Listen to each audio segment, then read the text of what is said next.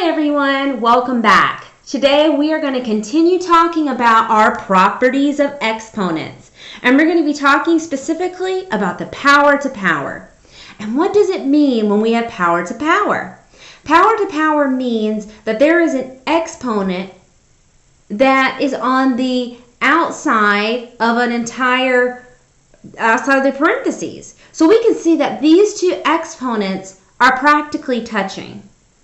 When an exponent is outside of these parentheses, what we have to do is we're going to essentially have to distribute this 3 to the coefficient and to the exponent here. Now, my first question would be, what are we supposed to do with the exponent on an exponent? Well, we are going to actually multiply. So keep that in mind. We're going to multiply those exponents. But we do everything like normal to our coefficients. So let's go ahead and determine what is our coefficient. Our coefficient for y to the 4th is our little imaginary 1. So let's go ahead and distribute our exponent to the 1. So if we did that, it would look like 1 to the 3rd. And 1 to the 3rd is 1, because that would be 1 times 1 times 1, which equals 1. And then if we went ahead and distributed this 3 to the y to the 4th power, it would be y to the 4th power times 3, or to the 3rd power, right? So it would be y to the 4 times 3 is 12. So, looking at this, we would end up having 1 y to the 12th, or just plain y to the 12th.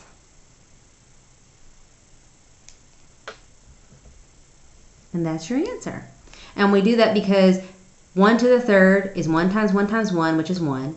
And we have our y, and 4 times 3 is 12. Okay, let's look at another example. So down here, we're going to do the same thing. I see our exponent on the outside of all of this in here. So what do I need to do?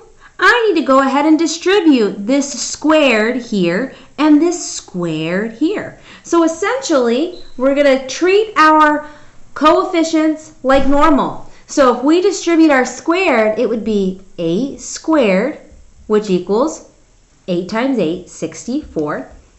And then we would have a to the 5th. And what do we do with exponents? We multiply times 2, which equals 5 times 2 is 10.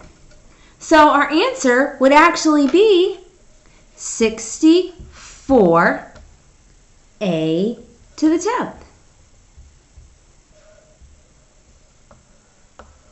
And we can just look at it and go 8 squared is 64, and a to the 5th raised to the 2nd power is going to be a to the 10th.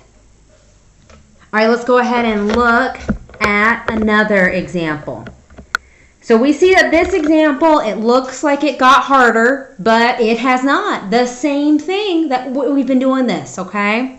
So I see that we have this power to power thing going on again because we have everything here in parentheses, and we have this exponent hanging out outside of our parentheses. So what we're going to do is we're going to be distributing it. I just like to go ahead and draw my arrows to each piece.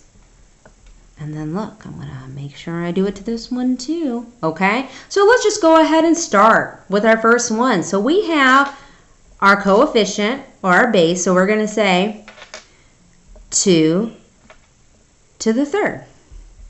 And that is 2 times 2 times 2. And 2 times 2 times 2 is 8. Okay, now we're going to say we have an x squared, already our exponents, but what do we do when it's exponent and exponent? We multiply. So we're going to say 2 times 3 equals x to the 2 times 3 is 6. Okay? Let's keep looking.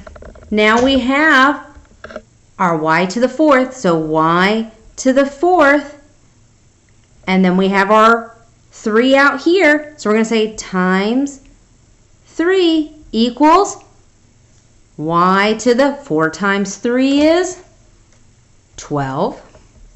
Okay? And then we have a z.